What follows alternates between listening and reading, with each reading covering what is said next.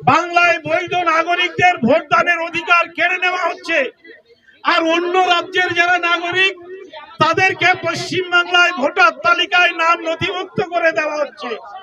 এই যে তালিকা তৈরির নামে, ভোট প্রক্রিয়া সম্পন্ন করার নামে নির্বাচন কমিশন একটি সাংবিধানিক সংস্থা হওয়া সত্ত্বেও যেভাবে সম্পূর্ণ প্রক্রিয়া একটা প্রহসনে পরিণত করেছে, আমরা তার বিরুদ্ধে আজকের এই সভা থেকে তীব্র ভাষায় নিন্দা এবং প্রতিবাদ জানাচ্ছি। আমার পয়সা আছে বলে আমি সুপ্রিম কোর্টে তাড়াতাড়ি গিয়ে বিচার চাইতে পারবো, আমি কোনো রাজনৈতিক দলের ক্যান্ডিডেট হিসাবে, প্রার্থী হিসাবে নমিনেশন জমা দেব, এই কারণে আমি বিচারের বাড়তি সুবিধা পাবো, এটা কিন্তু বিচার বলে না। নেওয়া হয় সেভাবে তৎপরতার সঙ্গে আজকে এখানে এনেছেন। এখান থেকে আমাদের প্রতিনিধি ভাইরা তারা নির্বাচন কমিশনে যাবেন এবং ডেপুটেশন দেবেন। আমরা আগেই বলেছি যে নির্বাচন কমিশন গতকাল তারা একটি বিজ্ঞপ্তি জারি করেছে এবং সেই বিজ্ঞপ্তিতে তারা দেখিয়েছেন যে রাজ্যের 91 লক্ষ বৈধ নাগরিক যাদের বিগত দিনে ভোটার তালিকায় নাম ছিল, যারা বিগত দিনে ভোট দিয়েছেন, তাদের নাম ভোটার তালিকা থেকে বাদ দেওয়া হয়েছে। এবং আপনারা এটাও জেনেছেন এবং খুব তাড়াতাড়ি জানতে পারবেন, আমরা নির্বাচন কমিশনে ডেপুটেশন দিয়ে এটাও জানতে চাইব যে পশ্চিম বাংলার বৈধ নাগরিকদের ভোটার তালিকা থেকে বাদ দেওয়া হচ্ছে, আবার অন্য রাজ্য থেকে তার অন্য রাজ্যের নাগরিকদের সেখান থেকে নিয়ে এসে এখানে 6 নাম্বার ফর্ম ফিল আপ করে পশ্চিম বাংলায় বিধানসভা নির্বাচনের আগে তাদের নামগুলো ভোটার তালিকায় তুলে দেওয়া হচ্ছে। এটা কেন হবে? এখানে বৈধ নাগরিকদের কোনো মূল্য নেই।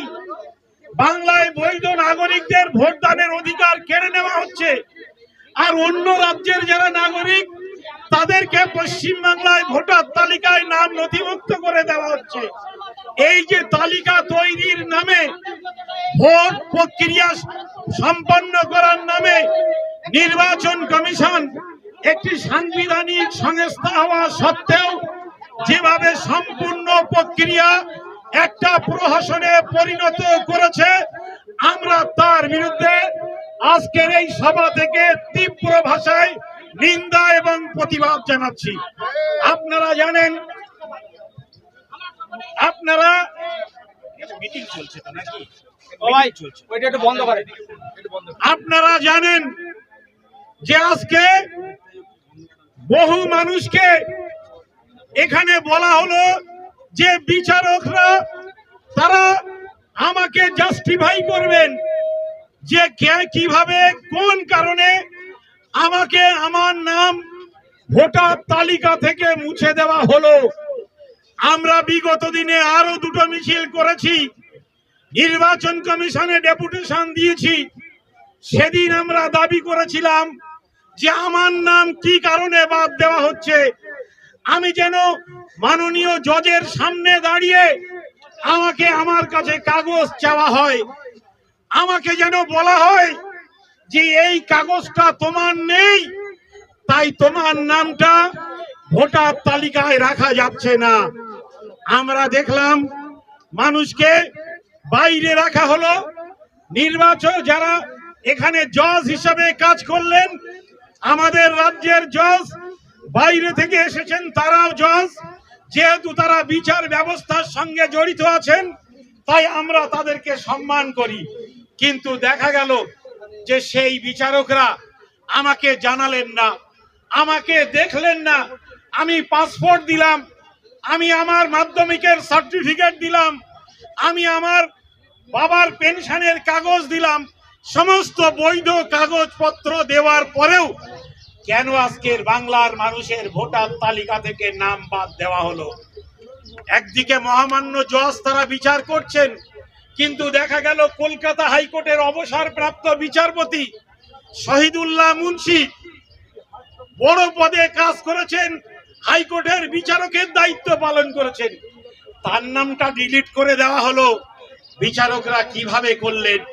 সাধারণ মানুষের জানার কি অধিকার নেই? সাধারণ মানুষ কি প্রশ্ন করতে পারবে না? যিনি বিডিও হিসাবে কাজ করলেন, যিনি ম্যাজিস্ট্রেট হিসাবে কাজ করলেন, যিনি সৈন্যবাহিনীতে ছিলেন, যিনি বিএসএফ এ আছেন, যিনি আর্মিতে আছেন, যারা দেশের বর্ডার সিকিউরিটি ফোর্সের কাজ করছেন, তাদের নামটা নির্বাচন কমিশনের অঙ্গুলি হিলনে তাদের নাম ভোটার তালিকা থেকে বাদ দেওয়া হচ্ছে।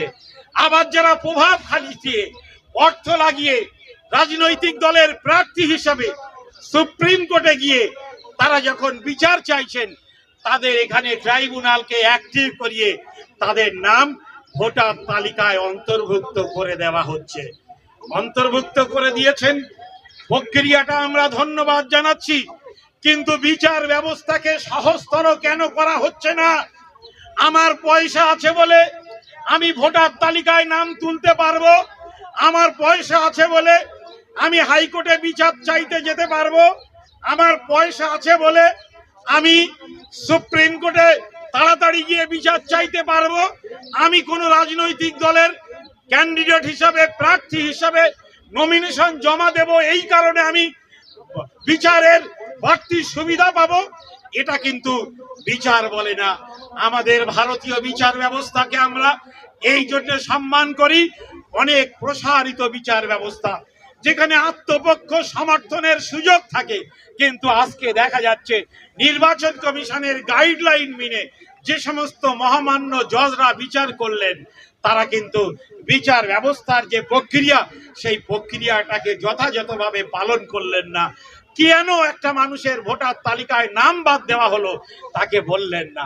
আমি যদি অপরাধী হই আর আমাকে যদি ফাঁসি দেওয়া হয়, কিংবা আমাকে যদি 12 বছরের জন্য জেলে দেওয়া হয়, কারাদণ্ড দেওয়া হয়, তাহলে আমাকে কি বলবে না বিচার ব্যবস্থা যে আমার এই অপরাধের জন্য আমাকে জেলে দেওয়া হচ্ছে, বা এই অপরাধের জন্য আমাকে ফাঁসির শুলে চড়ানো হবে? এটা জানার অধিকার প্রত্যেকটি মানুষের আছে, কিন্তু সেই অধিকার থেকেও কিন্তু বঞ্চিত করা হচ্ছে। আমাদের সবাই নেতৃস্থানীয় সবাই বক্তব্য রাখবেন। এখন ভাই ওমর ফারুক আছেন পিস সংগঠনের পক্ষ থেকে। কেন